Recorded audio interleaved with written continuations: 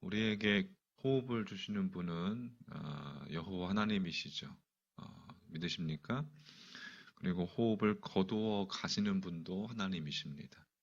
그래서 이 사실을 우리가 분명하게 안 이 시편 기자는 이렇게 고백했습니다. 시편 104편 29절 하반절부터 30절 상반절에 세 번역으로 주께서 얼굴을 숨기시면 그들은 떨면서 두려워하고 주께서 호흡을 거두어 들이시면 그들은 죽어서 본래의 흙으로 돌아갑니다.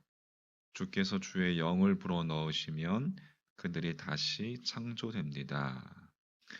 그러니까 본래 흙에 지나지 않았던 미물이 사람으로 존재할 수 있는 것은 하나님께서 호흡을 주셨기 때문이고 또 멀쩡한 인간이 흙으로 또 돌아갈 수밖에 없는 것은 하나님께서 인간의 숨을 거두어 가시기 때문이다.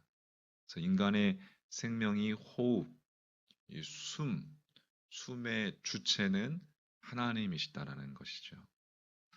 나 자신이 아니라 우리 인간 자신이 아니라 하나님이시라는 것입니다. 믿으십니까? 그렇죠. 내가 호흡을 뭐 내 마음대로 할 수 있는 게 아니잖아요. 우리가 중요한 깨달음을 얻게 되는데 우리의 숨을 전적으로 주관하시는 분이 하나님이시고 하나님께서 허락하시는 그 호흡의 기간 동안만 우리가 이 땅에서 사람으로 존재할 수 있다면 호흡의 그런 되시는 그 하나님을 향해서 하나님과 더불어서 호흡할 때만 우리는 진정 사람다운 사람으로 이 세상을 살 수 있다라는 것입니다. 자, 우리가 계속해서 베드로 3장 성전 미문 앞에서 구걸하던 나면서 못 걷게 된 그러니까 일어나 걷게 된 것과 관련해서 이제 베드로가 11절부터 쭉 보면은 솔로몬의 행각에서 설교하는 것을 볼 수가 있죠. 베드로가 그 거린을 치유해 주신 분은 예수 그리스도시고 또 우리의 믿음의 출발점, 우리의 믿음의 시발점 역시 예수 그리스도이시라는 것을 역설하였습니다.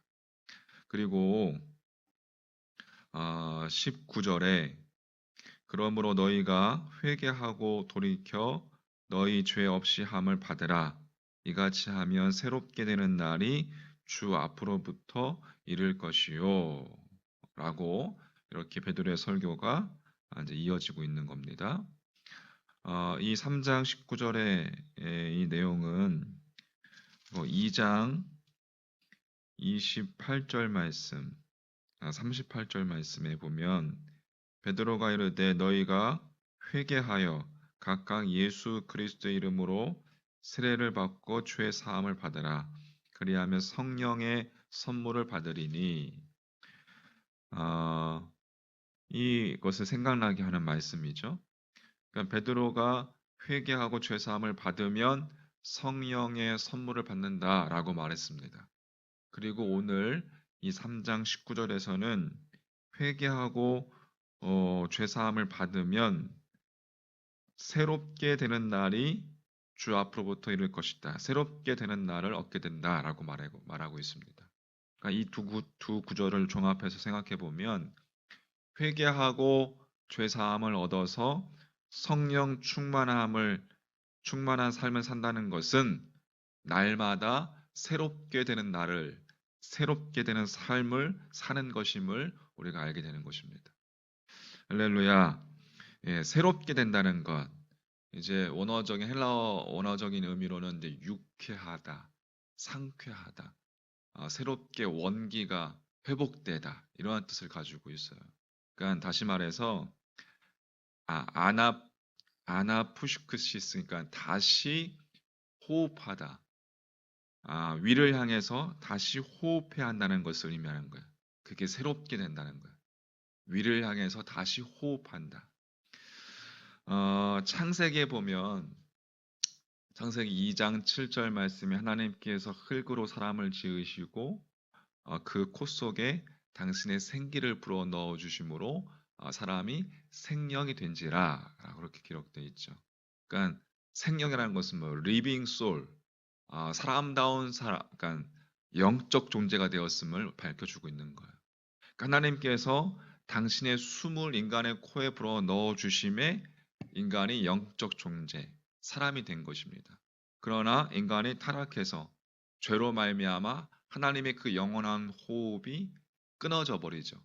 상실해 버리고 말았다는 거예요. 그러니까 인간의 죄가 하나님과 인간 간의 관계를 단절시켰다는 것.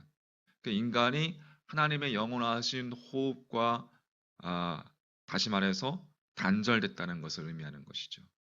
그 이후에 인간에게 남아 있는 것은 더 이상 하나님의 호흡이 아니라 그냥 단지 인간의 육체적인 호흡뿐이 남아 있었을 뿐인 것이죠.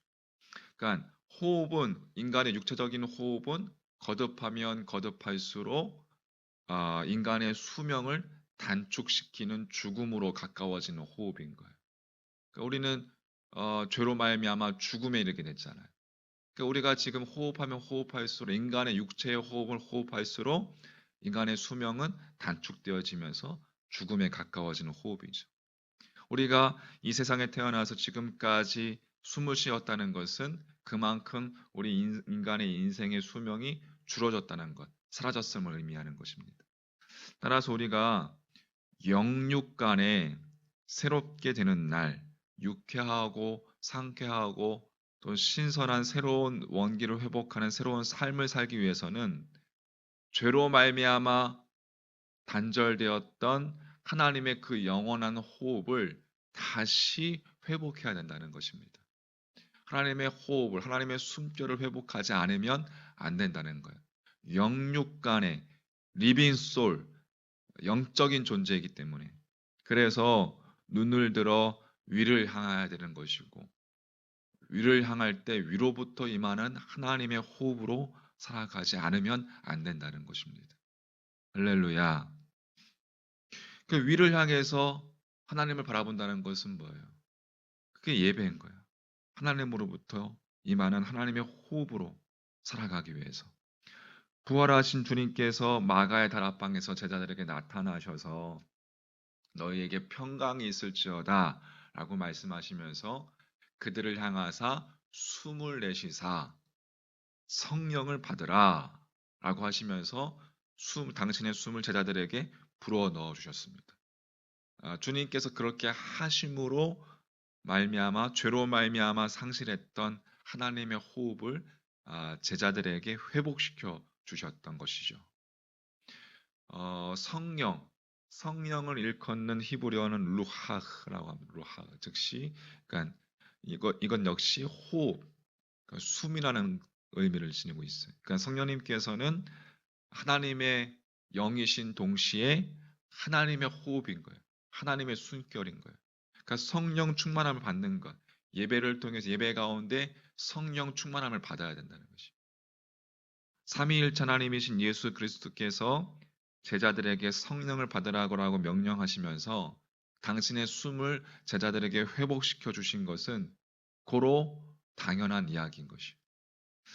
예수 그리스도 안에서 우리가 삼위일체 하나님의 호흡을 회복할 때에만 그 인생이 진정 새롭게 되는 날, 유쾌하고 상쾌하고 신선할 수 있으며 영육 간의 참된 원기를 회복할 수 있다는 것입니다.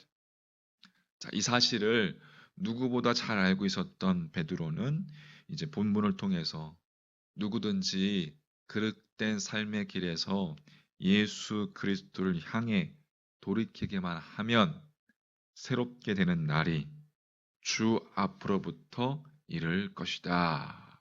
할렐루야. 라고 그렇게 강조하고 있는 것입니다. 길이요, 진리요, 생명이신 예수 그리스도의 호흡 속에서만 하나님의 숨결을 회복할 수 있고 하나님의 영원한 호흡으로 우리가 숨 쉴 때에만 새로운 날이 가능하다라는 것이. 오늘도 우리가 새로운 날을 맞이했습니다. 그러나 이 날이 하루가 진정한 새로운 날이 되기 위해서는 하나님으로 호흡해야 된다는 거예요. 하나님의 숨결이 내 안에 충만해야 된다는 거예요. 성령 충만함이 있어야 된다. 할렐루야. 음? 자, 정리해보면 무엇이 회개입니까? 자신의 호흡만을 의지하던 어리석은 삶에서 돌이켜 예수 그리스도 안에서 위를 향해 하나님을 향해서 얼굴을 드는 거예요. 주님을 향해서 영적인 내 모든 것을 집중하는 거예요.